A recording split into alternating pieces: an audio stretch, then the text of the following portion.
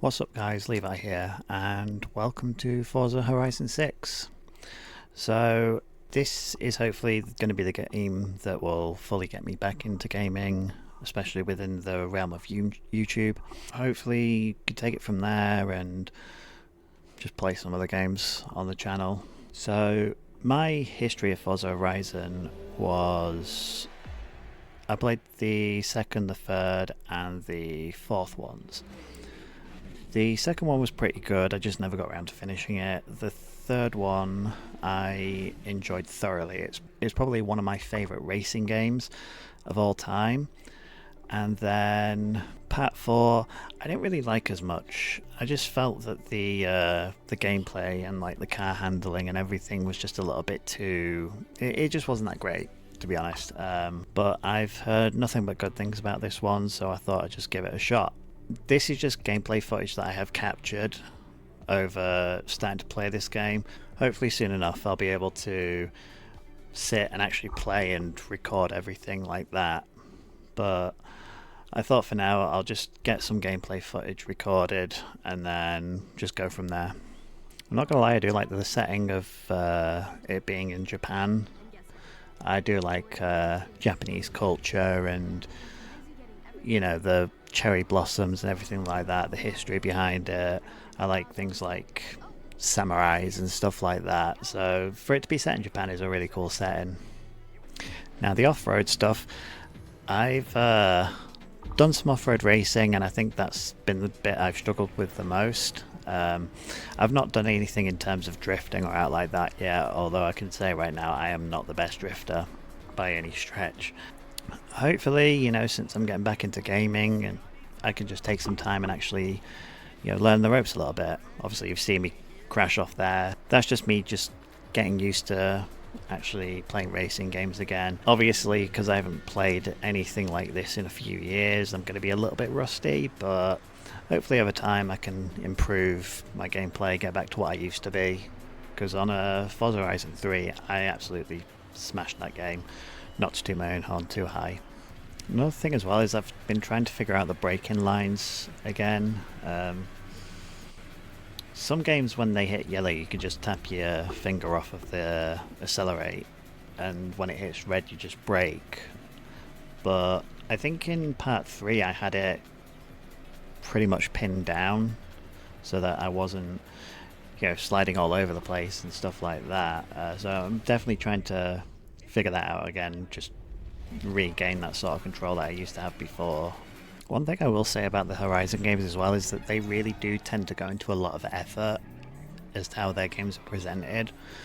So obviously just then you saw, as I was hitting the finish line, you had all these jets going above with the purple streams coming out of them, which I do appreciate when games put that much effort into it. It makes the game seem a lot bigger to the people playing them. One of the last racing games I played was Need for Speed Heat, and whilst I did sort of enjoy it, I just kind of felt like it was a bit of a Forza Horizon knockoff in the way that it was presented.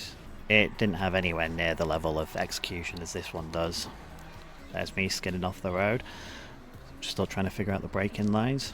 See this right here, just racing through the cherry blossoms, it just looks so awesome. And I just crashed into the back of his car and somehow gave him a boost. One thing I will say with some of these cutscenes is that you know when they are just predetermined and all scripted. You'll see a little later on when I race against this giant robot, you can tell that no matter what you do, the end result's just always going to be the same. I'll tell you what, this car looks sick. Yeah, I do like these bits as well, where it's just race to the festival. You know, there's no like pressure into winning races and stuff like that, and again it's just like a little bit of a mission for you to do. You know, there's no devastating consequences to crashing off, for example. I do like the rewind feature as well. It's one of those things where if you make a little bit of a mistake, it's just nice to be able to go back a few seconds before you make that and try to correct it. I do try not to rely on that too much, but there will be parts, you know, in the next few videos where you'll see I just crash into something like ridiculous and I just try and rewind, see if I can do any better. Yeah, this festival setting it's just awesome. It really sets it apart from other racing games. Right, so here's me trying to create a character. I'm just trying to create somebody like as close to how I look as possible. Obviously, when you've only got like a certain amount of presets, there's only so much you can do. Yeah, I'm just trying to figure out which character looks best for me. So I just chose that. Body type, I think I just stuck with one because I didn't really notice much difference. And for the hair was the most difficult bit. I think I just went with this one ultimately because that's like the closest to the sort of hair I have, when I style it. I did look at longer hairstyles because I do have periods where I have longer hair, but I think overall I just stuck with the initial one that I was just talking about. So obviously here I'm just looking for a name for myself to use. Um, the name before was the name that I just used when I played Forza Horizon 3, for example, but since I'm doing it on this channel, I want it to be as close to like my channel name as possible. There we go. There's my YouTube username. Well, my YouTube name. Seriously, the Japanese setting is just so cool and it just looks so good. Definitely when I finish doing like the main story and the main missions and everything, I'll probably just go around and make use of that camera feature, just trying to get some really cool shots. It's cool as well that you've got like a little thing where you can do like little jobs as well. Again, I'll probably just keep that until a little later on. Like I'm just literally just trying to build up as much XP as possible just so I can get all the wristbands, and then once I've completed all that, then I'll go back and do all the other races as well. It's what I did in Forza Horizon 3. I mainly just tried to get to the end of the festival as quickly as possible, and then after that I just did all the other races trying to get 3 stars on them all. Because of that I had about 2+ days of actual game time on that one. Obviously you got your first car selection. At first I was thinking that you just got to choose one car and then that would be your car and you'd have to buy the rest of them, so I was quite surprised when I did choose the car I ultimately did and it says, oh, the other two will be in your garage anyway. I was just like, fair enough. I obviously went for the Sylvia though. Now, I'm more of an American muscle car guy myself, but in terms of like handling and actual street racing, the imports and the more sportier cars are the better ones to use. It's things like this as well that I do appreciate about games like this, is where you've got like so much you can customize. So I'm just trying to figure out here what to actually put on my license plate. So that's the license plate I ultimately came up with. If you're a Supernatural fan, you'll understand the reference. Right, so here we are, first race. Been a minute since I've done this. For me, it was just to sort of test the waters, just see how good I was at doing this sort of thing after not doing it for quite a while. Some of the races haven't been too bad, to be honest with you. There are some races where you're racing the track and you just think, geez, these corners are so tight. Like, I'm literally playing some of these ones with the really tight corners. I'm literally just like moving my whole body, thinking that will somehow get me through that corner a little bit easier. But overall, like this sort of racing, this is where I'm in my bag really, just street racing. I don't know if it's because I spent most of my childhood playing Need for Speed, but already I'm in position 1, 37% of the race. I don't know what difficulty I am actually on right now.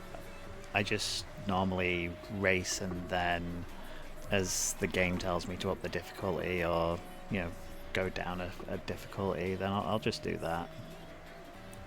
But in terms of upgrades and stuff, I'm probably not going to look at upgrading any cars until I've just hit like a certain money threshold or something like that, and just see what I can do with all these cars at their base level, essentially. There are a couple of cars that I've like found just driving across the map, and I've purchased those, so they're already somewhat upgraded. But yeah, I'm just trying to see what I can do first, and then once I get to a certain money threshold or a certain point in the game, I'll then try and look at upgrading some cars then. In terms of the music as well, I don't want any of these videos getting blocked because I'm playing a certain song that might get copyright striked. So what I'm trying to do is I'm just trying to keep the volume down as low as possible, or just sometimes I'll just have the radio completely off, and then when I'm just like driving about, for example, or when I'm not recording, I'll just have the radio on then. But yeah, I think I'll leave it there. Like I said, hopefully at some point I'll be actually able to sit and actually play and record at the same time. But I thought for now it'd be easier just to commentate over some gameplay, try to figure out how I can apply that to me sitting down and actually play it. Because the one thing I was conscious about was I just sit and play for ages, not say a word, and then it would make for a bit of a shit video, that. But yeah, I think I'll leave it there. And as always, thanks for watching, and I'll see you in the next one.